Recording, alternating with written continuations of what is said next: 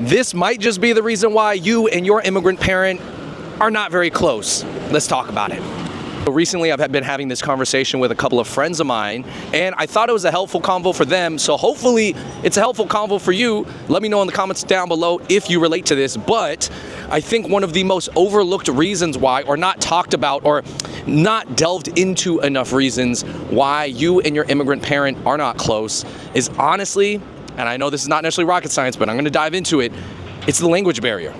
And I think it's really unfortunate what happens with a lot of immigrant kids, because basically their language that the kid is great at is not the same language that their parents are great at, and therefore you cannot just communicate certain ideas. Two friends I've been having this conversation with. One is my friend who is Cantonese, and then I have a gal friend who is Taiwanese, and they both are having similar dynamics with their parents where they feel like they're not very close with them. Even though they know their parents love them, and by the way, just because you don't feel close to your parent doesn't mean that your parent doesn't love you, and it doesn't mean that they aren't trying to provide for you and trying their best, but due to a number of reasons, and the language barrier being a large one, you're not really connecting with your parents. I mean, what's the Cantonese word for emotion, or stress, or trauma, or even feelings? Like, I know my Cantonese is not that good, so I definitely don't know these things.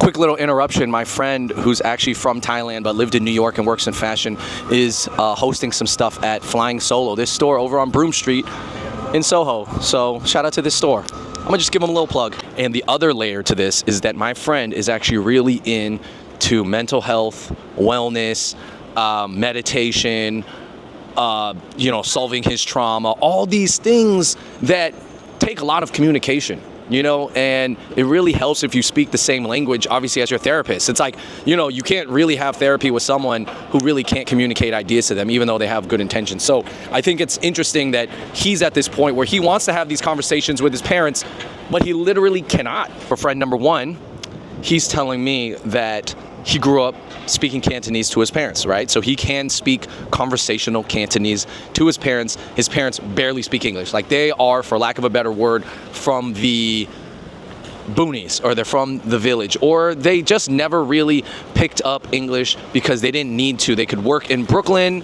His dad was like a longtime chef. His mom did some other work, but really they never learned English. So they don't speak English together. So he, being the youngest brother, he speaks Cantonese to his parents. But his Cantonese is really tops out at pretty much like a second grade level, right? So they can have all the regular conversations you need to live, to grow up, like, hey, do you want to eat? What do you want to eat? Where are you going? What about school? What's your work? Blah, blah, blah. Kind of like the basic stuff that you learn in like your first like 3-4 years of learning a language, maybe, but you're not really fluent.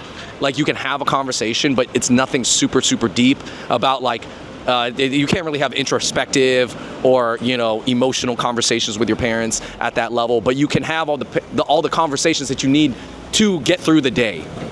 I think what is pretty unfortunate and what kind of sucks about this situation is that even if your parents are very wise and have things that they could potentially share with you, the language barrier makes it so much harder. And when there is a language barrier with your parents, right, and you can't connect with them, a couple things can happen. Basically, you kind of lean away from the culture, or you don't get to experience the full culture through them.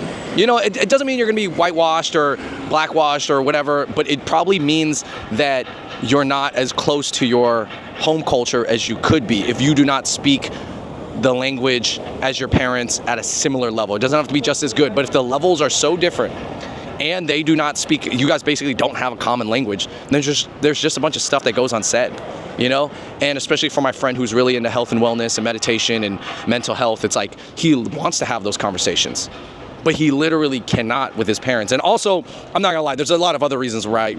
Like, the parents don't want to have those conversations. The parents themselves did not grow up having those conversations.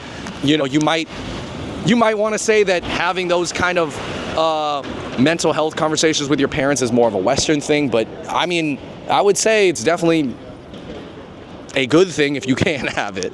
I don't know if it's necessary, but sometimes it's necessary. My second friend is a Taiwanese girl whose father is educated in America, so he can kind of speak English, but her mom really never picked up English because they kind of grew up in an Asian zone where her mom wasn't forced to speak English, and she didn't know But when she was 21, she realized that her mom could never speak English because she always spoke to her mom in Mandarin.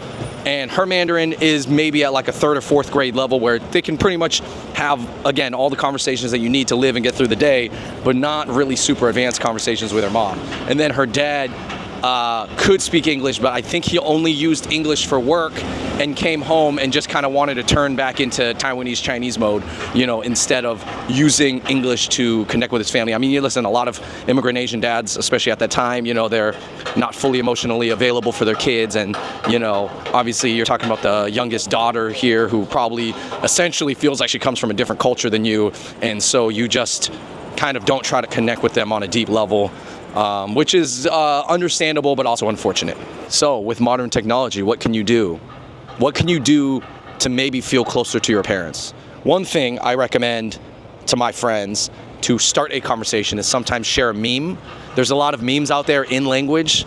Like, for example, there are like funny Cantonese memes, at least about food even, you know, just like memes are just a really soft way of like sharing something that can kind of like a joke, like something that can make them laugh or open up a conversation. And here's another idea that I recently had that I'm not sure if it's going to work, but it probably would. You know, there's so many translation devices now. Even AirPods are going to start doing live translations. There's Google, like, I don't know if it's the Meta glasses or whatever, but basically you can do semi-live translations in a lot of languages right now. And that, in theory, is going to break down the language barrier for a lot of people. You know, I mean, I've used Google Translate when I was traveling in China recently when, you know, I just couldn't say certain things. And it was a little bit cumbersome, a little bit awkward at first, but I was like, I used it. Now, would people use Google Translate with their parents? Is that going to feel weird? It might, but also it could help. So I'm just saying, I guess, like, there are ways to communicate these types of things nowadays with modern technology. So I guess, in a way, what I'm trying to say is that I know it seems like an unorthodox solution for your parents because you feel like, oh, those are my parents. I don't want to bust out the translator. That's what I use for strangers. I'm just saying, if you can break through that frame of mind and just admit, hey, there is a language barrier between me and my parents, and I want to be able to communicate things to them that I cannot, or I'm having trouble right now, and I'm just going to use technology to do it. And yeah, this is not an advertisement for any sort of translation app, obviously, but I'm just saying, I guess it's possible now. So I think that I'm not saying this solves the issue, because I'm not saying parents want to use it. I'm not saying that you want to use it, but I'm just saying, I guess there are tools out there nowadays that can help in having these conversations, and I think that's very interesting. So yeah, I don't know. Listen, guys, we're at this point in time where a lot of the immigrant kids, second generation kids, we're more Americanized, we're more in tune with our feelings, more in tune with psychology, and you want to be able to help your parents. Maybe you have the knowledge, the know-how, maybe you've done healing yourself, and you want to be able to have these conversations with your parents, but due to the language levels being completely different, you just can't. And now, I guess what I'm saying is that you're not alone in this. It's not uncommon, it's very common, but as long as you understand the issue, maybe you can think of some ways to get past it, if you want.